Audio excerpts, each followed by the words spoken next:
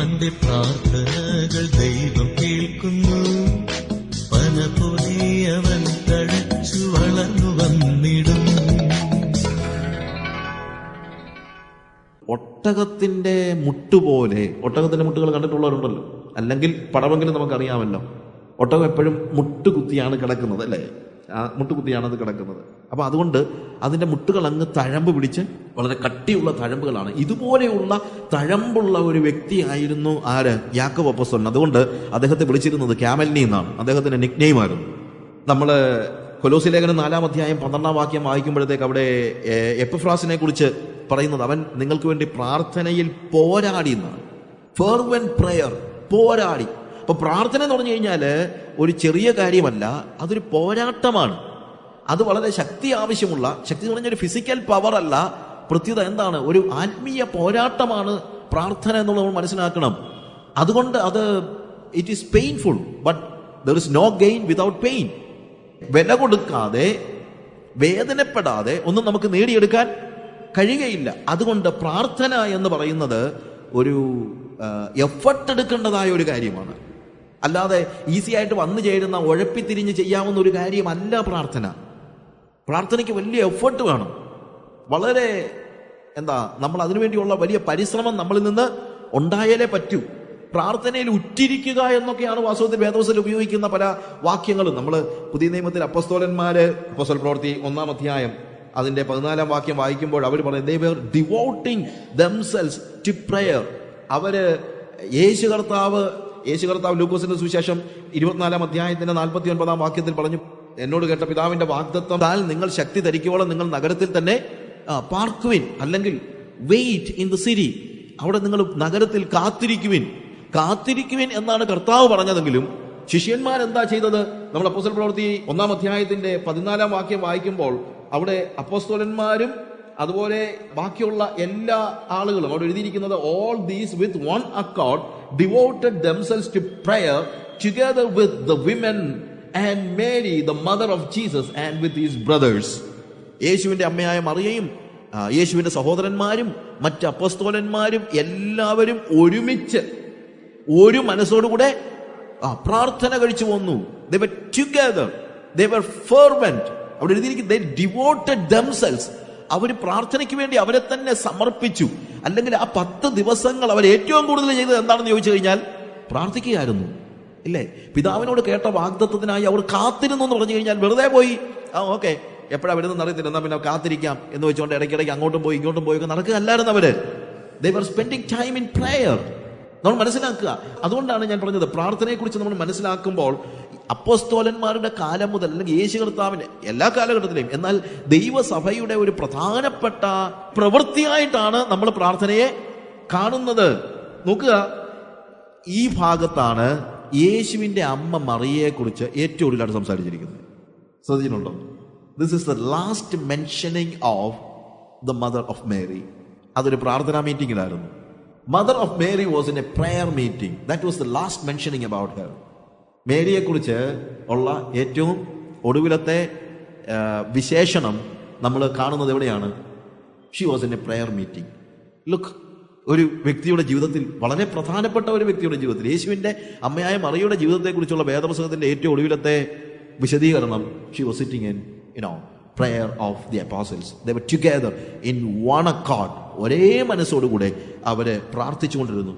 ആദിമ ക്രിസ്ത്യാനികളെല്ലാം പ്രാർത്ഥനാ മനുഷ്യരായിരുന്നെന്ന് നമുക്ക് കാണാനായിട്ട് കഴിയും. അപ്പോസ്തല പ്രവൃത്തി 2-ാം അധ്യായത്തിന്റെ 42-ാം വാക്യം നമ്മൾ വായിക്കുമ്പോൾ, and they devoted themselves to the apostles' teaching and fellowship, to the breaking of bread and the prayers. അവർ അവിടെ എഴുതിയിരിക്കുന്നത്? അപ്പോസ്തലന്മാരുടെ ഉപദേശങ്ങൾ കേൾക്കുകയും കൂട്ടായ്മ ആചരിക്കുകയും അപ്പം നുറുക്കുകയും പ്രാർത്ഥന കഴിക്കുകയും ചെയ്തു വന്നു. നോക്ക്, it's not a small thing. വളരെ പ്രധാനപ്പെട്ട കാര്യമാണ് അപ്പോസ്തലന്മാരുടെ ഉപദേശം കേൾക്കുക എന്ന് പറയുന്നത്. Without teaching, without learning what the apostles taught us. അപ്പോസ്തലർ നമ്മളെ എന്ത് പഠിപ്പിച്ചോ അത് പഠിക്കാതെ ഒരു ദൈവസഭയിലെ ഒരാൾക്കും ജീവിക്കാനായിട്ട് കഴിയത്തില്ല. അതുപോലെ തന്നെയാണ് ഫെലോഷിപ്പ് എന്ന് പറയുന്നത്, അതുപോലെ തന്നെയാണ് കൂട്ടായ്മ, അപ്പം നുറുക്കുക എന്ന് പറയുന്നത്. പക്ഷേ അതിനോട് ചേർന്ന് ഏറ്റവും കൂടുതൽ പറഞ്ഞു നിർത്തുന്നത് എന്താണ്? They devoted themselves. പ്രാർത്ഥന കഴിച്ചുമ്പോ എന്ന് പറയുന്നതിനേക്കാൾ വരി they devoted themselves. അവർ അതിനുവേണ്ടി ധ്യാന നിമഗ്നരായിരുന്നു. അതായത് അവരുടെ ജീവിതത്തിൽ അവർ ഏറ്റവും കൂടുതൽ പ്രാധാന്യം കൊടുത്ത കാര്യങ്ങൾ അപ്പോസ്തലന്മാരുടെ ഉപദേശം കേൾക്കുകയും കൂട്ടായ്മ ആചരിക്കുകയും അപ്പം നുറുക്കുകയും പ്രാർത്ഥന കഴിക്കുകയും they devoted themselves എന്നുള്ളതാണ് devotion. We need to devote ourselves in prayer. നമ്മൾ എന്ത് ചെയ്യണം? പ്രാർത്ഥനയിൽ ഉറ്റിരിക്കണം, പ്രാർത്ഥനയിൽ രസിക്കണം. രസിക്കാത്തടത്ത് പറ്റത്തില്ല. നമുക്ക് പലപ്പോഴും ഉള്ള പ്രോബ്ലം എന്താണെന്ന് ചോദിച്ചു കഴിഞ്ഞാൽ, നമ്മൾ എന്തുകൊണ്ടാണ് പ്രാർത്ഥിക്കാൻ കൂടുതൽ സമയമെടുക്കാത്തത്, അല്ലെങ്കിൽ പ്രാർത്ഥിക്കാൻ നമുക്ക് എന്താ കരുതി എന്ന് വെച്ച് കഴിഞ്ഞാൽ, we do not delight in prayer. നമ്മൾ രസിക്കുന്ന ഒരു കാര്യത്തിൽ മാത്രമേ നമുക്ക് ഉറ്റിരിക്കാനായിട്ട് കഴിയത്തുള്ളൂ, അല്ലെങ്കിൽ ധ്യാന നിമഗ്നരായിരിക്കാനായിട്ട് കഴിയത്തുള്ളൂ, അല്ലേ? ടെലിവിഷനൊക്കെ തുറന്നു വെച്ച് കഴിഞ്ഞ് സീരിയൽ കാണുമ്പോഴത്തേക്ക് കണ്ണും തള്ളി ഇങ്ങനെയുള്ള ഇരിപ്പ് കണ്ടിട്ടില്ലേ? അതെന്തുകൊണ്ടാണ്? We delight in that. We delight. എല്ലാ സീരിയലും കഴിഞ്ഞിട്ട് ഏറ്റവും ഒടുവിൽ വായിച്ച് പ്രാർത്ഥിക്കാമെന്ന് പറഞ്ഞ് ഭാര്യയും ഭർത്താവും പിള്ളേരെയും വിളിച്ച് പായിട്ടിരുവഴുതിലേക്ക് കൊണ്ട് വായും കണ്ണും തിരുമി അവസാനം ഒരു 2 വാക്ക് എന്ന് പറഞ്ഞൊരു പ്രാർത്ഥനയും പ്രാർത്ഥിച്ച് നേരെ കിടക്കും. എന്തുകൊണ്ടാണ്? We are not delighting in prayer. That's a matter, വേറെ ഒന്നുമല്ല. അപ്പൊ അതുകൊണ്ട് ഡിവോട്ട് ചെയ്യണമെങ്കിൽ എന്ത് വേണം? ഡിലൈറ്റ്മെന്റ് ഉണ്ടാകണം. I need to delight in prayer. ഞാൻ പ്രാർത്ഥനയിൽ രസിക്കുന്നവനാണെങ്കിലേ എനിക്ക് എന്ത് ചെയ്യാൻ കഴിയുള്ളൂ? പ്രാർത്ഥനയിൽ ഉറ്റിരിക്കാനായിട്ട് കഴിയത്തുള്ളൂ. ഇനി അടുത്തതായിട്ട് ഞാൻ പറയാൻ ഉദ്ദേശിക്കുന്ന ഒരു കാര്യം, ഈ പ്രാർത്ഥന എന്ന് പറയുന്നത് മനുഷ്യൻ കണ്ടുപിടിച്ചതോ അല്ലെങ്കിൽ മനുഷ്യന്റെ ഭാഗത്ത് നിന്ന് ഗതികേട് കൊണ്ട് ഉണ്ടാകുന്നതോ ആയ ഒരു കാര്യമല്ല. പ്രാർത്ഥനയ്ക്കകത്ത് ദൈവത്തിനും അതുപോലെ തന്നെ ഇൻട്രസ്റ്റ് ഉണ്ട് എന്ന് നമ്മൾ മനസ്സിലാക്കണം. നമ്മൾ പലപ്പോഴും ചിന്തിക്കുന്നത്, നമ്മുടെ ഗതികേടിന്റെ സമയത്ത് നമ്മൾ എന്ത് ചെയ്യുന്നു? പ്രാർത്ഥിക്കുന്നു. പിന്നെ പ്രാർത്ഥിക്കുമ്പം ദൈവം വേറെ എന്തെങ്കിലും ചെയ്തുകൊണ്ടിരിക്കുകയായിരിക്കും. പിന്നെ നമ്മൾ കരഞ്ഞ് പ്രാർത്ഥിക്കുമ്പം വേറെ പണിയൊക്കെ ഉണ്ടെങ്കിലും ദൈവം എന്ത് ചെയ്യും? നമ്മുടെ കരച്ചിലൊക്കെ കാണുമ്പം ഇടയ്ക്ക് ഒന്ന് കണ്ണ് തുറന്ന് നമ്മളെ ഒന്ന് നോക്കി നമ്മുടെ ആവശ്യങ്ങളൊക്കെ നിർവഹിച്ച് തന്നാലായി, തന്നില്ലെങ്കിലായി, അതുകൊണ്ട് നീ പിന്നെ കരഞ്ഞോണം. ദൈവത്തിന് ഇതിനകത്തൊന്നും ഒരു ഇൻട്രസ്റ്റ് ഇല്ലെന്നാണ് നമ്മളുടെ ചിന്ത. പക്ഷെ അത് തെറ്റാണ്. പ്രാർത്ഥിക്കുക എന്ന് പറയുന്നത് ശരിക്കും പറഞ്ഞു കഴിഞ്ഞാൽ മനുഷ്യൻ അങ്ങോട്ട് പറയുന്നതിന് മുമ്പ് ദൈവത്തിന്റെ ഒരു ആഹ്വാനമായിട്ടാണ് നമ്മൾ കാണുന്നത്. യിരെമ്യാ പ്രവചനം 33-ാം അധ്യായം എൻ്റെ 3-ാമത്തെ വാക്യം നമ്മൾ വായിക്കുമ്പോൾ കർത്താവ് ഇസ്രായേൽ മക്കളോട് ഇങ്ങോട്ട് ആവശ്യപ്പെടുന്ന ഒരു കാര്യമായിട്ടാണ് നമ്മളോട് കാണുന്നത്. ജെറമ്യാ 33:3. എന്നെ വിളിച്ചപേക്ഷിക്ക, ഞാൻ നിനക്ക് ഉത്തരമരുളും. നീ അറിയാത്ത മഹത്തായും അഗോചരമായുമുള്ള കാര്യങ്ങളെ ഞാൻ നിന്നെ അറിയിക്കും. നോക്ക്, ഈ ഭാഗത്തെ കുറിച്ച് ഞാൻ സമയം കിട്ടുകയാണെങ്കിൽ ഈ പ്രാർത്ഥനയുടെ ഒരു 2 ആസ്പെക്ട്സ് എനിക്ക് പറയണമെന്നുണ്ട്. 2 ആസ്പെക്ട്സ്. അതിനകത്ത് 2ാമത്തെ ഒരു ആസ്പെക്റ്റായിട്ടാണ് ഈ വേദഭാഗം ഞാൻ കാണുന്നത്. അതിനെക്കുറിച്ച് ഞാൻ പിന്നീട് വിശദീകരിക്കാം. പക്ഷെ അതിന്റെ ആദ്യത്തെ ഭാഗം മാത്രം ഞാനിപ്പോൾ ഉപയോഗിക്കുകയാണ്. അവിടെ പറയുന്നത് എന്താണെന്ന് ചോദിച്ചു കഴിഞ്ഞാൽ, എന്നെ വിളിച്ചപേക്ഷിക്കുക, ഞാൻ നിനക്ക് ഉത്തരമരുളും. നീ അറിയാത്ത മഹത്തായും അഗോചരമായുമുള്ള കാര്യങ്ങളെ ഞാൻ നിന്നെ അറിയിക്കും. നോക്ക്, കർത്താവ് ഇങ്ങോട്ട് പറയാ, നീ വാ, ഇങ്ങോട്ട് വാ, നീ പ്രാർത്ഥിക്കാനായിട്ട് ഇങ്ങോട്ട് വാ, എന്റെ അടുത്തോട്ട് വാ. Call on to me. അവിടെ എഴുതിയിരിക്കുന്ന വാക്ക് കർത്താവ് പറയണേ, call to me and I will answer you and will tell you. ഞാൻ പറയാമെന്നാ, ഞാൻ നിന്നോട് അരളി ചെയ്യുമെന്നുള്ളതിനേക്കാൾ ഞാൻ പറയാം, നീ ഇങ്ങോട്ട് വാ. നമ്മൾ പിള്ളേരോടൊക്കെ പറയുന്ന പോലെ, അല്ലെങ്കിൽ മറ്റൊരാളോട് പറയുന്ന പോലെ, come on, I will tell you. അതായത് I have a lot of things to tell, but you are not coming. അതാ പ്രശ്നം. നീ ഇങ്ങോട്ടൊന്ന് വന്നു കഴിഞ്ഞാൽ ഞാൻ പല കാര്യങ്ങൾ പറഞ്ഞു തരാം. എന്നിട്ട് എന്താണ് പറഞ്ഞു തരുന്നറിയാമോ? And I will tell you great and hidden things which you have not known. നീ ഇന്ന് വരെ കണ്ടിട്ടില്ലാത്തതും നിനക്കറിയാൻ വയ്യാത്തതും നിനക്ക് സ്വാഭാവികമായി മനസ്സിലാക്കാൻ കഴിയാത്തതുമായ അഗോചരമായ ആത്മീക യാഥാർത്ഥ്യങ്ങളെ ഞാൻ നിനക്ക് വെളിപ്പെടുത്തി തരും എന്നാണ് കർത്താവ് പറയുന്നത്. പക്ഷേ എന്ത് വേണം? Call on to me. നീ എന്നെ വിളിക്ക്, എന്റെ അടുത്തോട്ട് നീ ഒന്ന് വാ. ഒരു കമ്മ്യൂണിയൻ അല്ലെങ്കിൽ അന്യോന്യമുള്ള ഒരു സംസർഗമാണ്. ദൈവം പറയാണ്, യു കം ടു മീ, എന്റെ അടുത്തോട്ട് നീ ഒന്ന് വാ, ഞാൻ നിന്നോട് സംസാരിക്കാം. പ്രാർത്ഥന എന്ന് പറയുന്നത് 2 ലോകങ്ങൾ തമ്മിലുള്ള ബന്ധം അല്ലെങ്കിൽ ഒരു ഫ്യൂഷനാണ്, ഒരു കൂട്ടിമുട്ടലാണ്, ഒരു കൂട്ടിച്ചേർപ്പാണ്, ഇണപ്പാണ്. It's a fusion. 2 ലോകം. ഞാൻ ഒന്നും അറിയാത്ത അറിവില്ലാത്തവനായ ഞാൻ കർത്താവിന്റെ വിളി കേട്ടിട്ട് യേശുവിന്റെ അടുത്തോട്ട് അല്ലെങ്കിൽ കർത്താവിന്റെ അടുത്തോട്ട് ഞാൻ ചെല്ലുമ്പോഴത്തേക്ക് അറിവുള്ളവനായ ദൈവം അവന്റെ ലോകത്ത് നിന്ന് ഇങ്ങോട്ട് ഇറങ്ങി വരികയാണ്, അല്ലെങ്കിൽ ഞാൻ അവന്റെ ലോകത്തിലേക്ക് കയറി വരികയാണ്. So we are coming together. 2 പേരും കൂടെ ഒരുമിച്ച് കൂട്ടിമുട്ടുകയാണ്. അറിവില്ലാത്തവനായ ഞാൻ അറിവുള്ളവനായ ദൈവത്തിന്റെ ലോകത്തിലേക്ക് പ്രവേശിക്കുന്നു. ഭൗമികനായ ഞാൻ, ഭൂമിയിൽ ജീവിച്ച, ഭൂമിയുടെ കാര്യങ്ങൾ മാത്രം അറിയാവുന്ന, അല്ലെങ്കിൽ എൻ്റെ തലച്ചോറ് കൊണ്ട് മാത്രം കാര്യങ്ങളെ മനസ്സിലാക്കിയിരുന്നവനായ ഞാൻ, എനിക്ക് അഗോചരമായ കാര്യങ്ങൾ അറിയുന്ന സ്വർഗീയനായ അല്ലെങ്കിൽ അഗോചരമായ കാര്യങ്ങളെ നിർമ്മിച്ചവനായ സ്വർഗീയനായ ആ ദൈവത്തിന്റെ ലോകത്തിലേക്ക് ഞാൻ കയറി ചെല്ലുകയാണ്. നിത്യനായ ആ ദൈവത്തിന്റെ ലോകത്തിലേക്ക് മർത്യനായ ഞാൻ കയറി ചെല്ലുക. ഇതുകൊണ്ടാണ് ഞാൻ പറഞ്ഞത്, പ്രാർത്ഥന എന്ന് പറയുന്നത് രണ്ട് ലോകങ്ങളുടെ ഒരു ഫ്യൂഷനാണ്, ഒരു ഇണപ്പാണ്, ഒരു സംഗമമാണ്. അപ്പൊ പ്രാർത്ഥന ഒരു ചില്ലറ കാര്യമല്ല.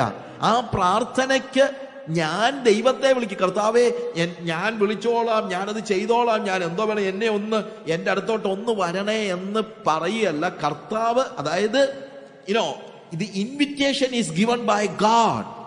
ആഹ്വാനം നൽകിയത് ആരാണ്? ദൈവമാണ്, ഞാനല്ല.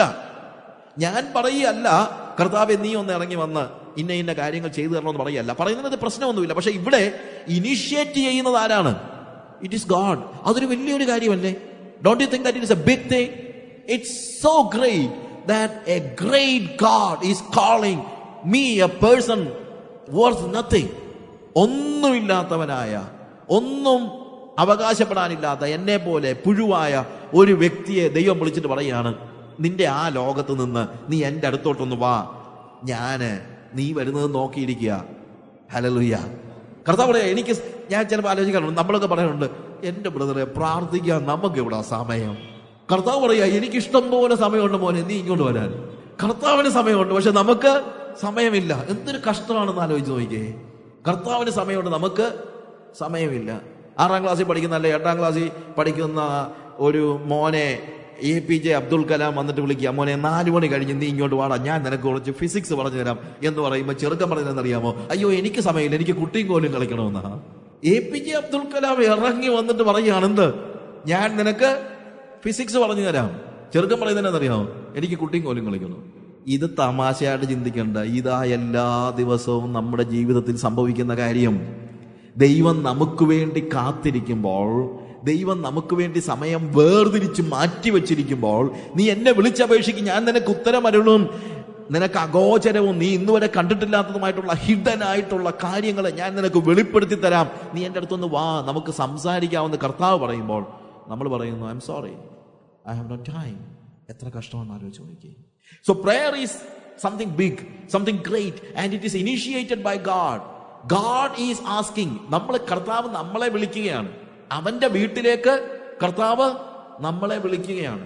അല്ല, നമ്മൾ വിളിച്ചിറക്കി കൊണ്ടുവരികയല്ല. നമ്മൾ അവന്റെ അതിഥിയായിട്ട് ചെന്ന് അവന്റെ വിശാലമായ ആ ലോകമെല്ലാം കാണാനായിട്ട് കർത്താവ് വിളിക്കുന്നതായ ഒരു കാര്യം. Prayer is an invitation to experience and explore the boundlessness of God. ദൈവത്തിന്റെ അതിർത്തിയില്ലായ്മയെ, അല്ലെങ്കിൽ ദൈവത്തിന്റെ ആ വിശാലതയെ എക്സ്പ്ലോർ ചെയ്യാനായിട്ട്, ദൈവത്തിന്റെ ആഴങ്ങളെ ആരായാനായിട്ട്, ദൈവത്തിന്റെ ഏറ്റവും ആഴത്തിലുള്ള സത്യങ്ങളെ മനസ്സിലാക്കാനായിട്ടുള്ള ദൈവത്തിന്റെ ആഹ്വാനമാണ് പ്രാർത്ഥന. പക്ഷെ നമ്മൾ പല സമയത്തും അത് സീരിയസ് ആയിട്ട് എടുക്കുന്നില്ല. We are not serious about God. We are not serious about eternal things. We are not serious about the hidden and marvelous things that God wants us to know. നമ്മൾ അറിയേണ്ടതായ കാര്യങ്ങളെ മനസ്സിലാക്കാനായിട്ട് ദൈവം നമ്മളെ വിളിക്കുമ്പോൾ we are not serious about it. That's something very bad and sad. See, in prayer, I stand here and touch there. ഞാൻ ഇവിടെ നിന്നുകൊണ്ട് അവിടെ സ്പർശിക്കുന്നതാണ് പ്രാർത്ഥന. എൻ്റെ കാല് ഭൂമിയിലായിരിക്കും, പക്ഷെ എൻ്റെ കൈകൾ സ്പർശിക്കുന്നത് സ്വർഗത്തിലാണ്. That is prayer. Hallelujah. Prayer is I'm standing here and touching there. And prayer is I'm standing now and I am effectively touching the then. നമ്മൾ ഇവിടെ നിന്നുകൊണ്ട് വരാൻ പോകുന്ന കാര്യങ്ങളെ സ്പർശിക്കുന്നതാണ് and effectively touching. എന്താ, വെറുതെ ഒന്ന് തൊട്ടുപോവുകയല്ല. എൻ്റെ സ്പർശനം, എൻ്റെ പ്രാർത്ഥന ചേഞ്ച് ചെയ്യുന്ന രീതിയിൽ, ഭാവിയെ പോലും ചേഞ്ച് ചെയ്യുന്ന രീതിയിൽ പ്രയറിന്റെ അല്ലെങ്കിൽ പ്രാർത്ഥനയുടെ ആ മഹാത്മ്യത്തെക്കുറിച്ച്, വലിമയെക്കുറിച്ച്, അല്ലെങ്കിൽ അതിൻ്റെ ഗ്രേറ്റ്നെസ് എത്ര വലുതാണെന്ന് നമ്മളൊന്ന് തിരിച്ചറിയാൻ വേണ്ടി ഈ ക്ലാസ്സിലൊക്കെ വാസ്തവത്തിൽ നമുക്ക് ആവശ്യമായിരിക്കുന്ന അതാണ്. What is prayer and how great God has given us the privilege to pray and enter into his world. അവന്റെ ലോകത്തിലേക്ക് പ്രവേശിക്കാൻ ദൈവം തന്നിരിക്കുന്ന ആ സാഹചര്യത്തെ ഒന്ന് മനസ്സിലാക്കാൻ വേണ്ടിയുള്ള ഒരു സമയം എന്ന നിലയിൽ നമ്മൾ ഇതിനെ കണ്ടാൽ മതി. ഞാൻ ഈ ദൃശ്യ ലോകത്ത് നിന്നുകൊണ്ട് അദൃശ്യമായ ദൈവത്തിന്റെ ലോകത്തിലേക്ക് പ്രവേശിക്കുന്നത്.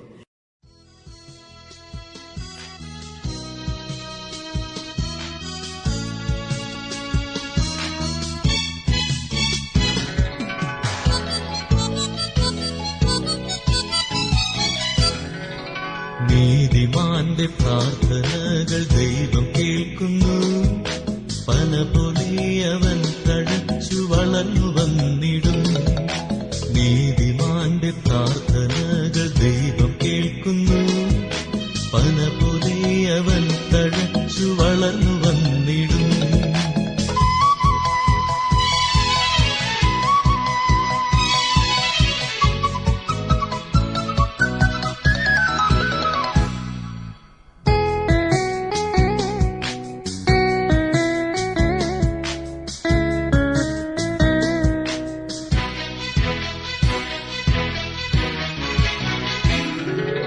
എന്റെ നാമത്തിൽ യാചിച്ചിടും നിങ്ങൾക്കുത്തരമരുളും ഞാൻ.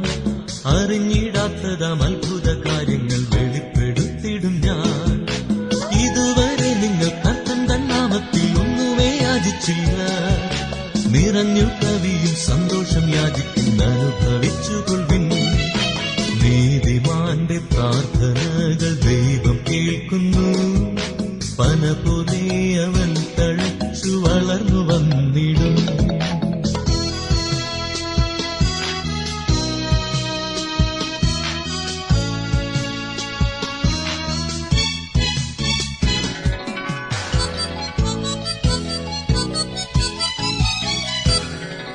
കർത്താവിനു വേണ്ടി കാത്തിരിക്കുന്നവർ പുതുശക്തി പ്രാപിക്കും.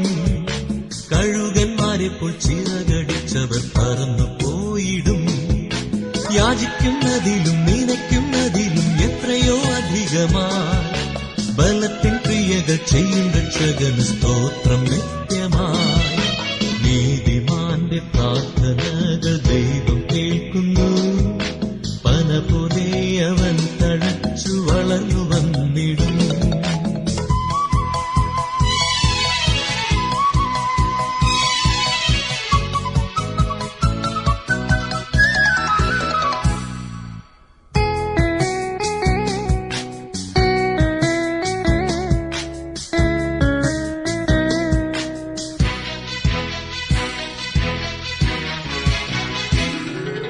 കൈവിടുകില്ല ഞാൻ, മാറിപ്പോകില്ല ഞാൻ നിന്നെ വിട്ടൊരു നാളും.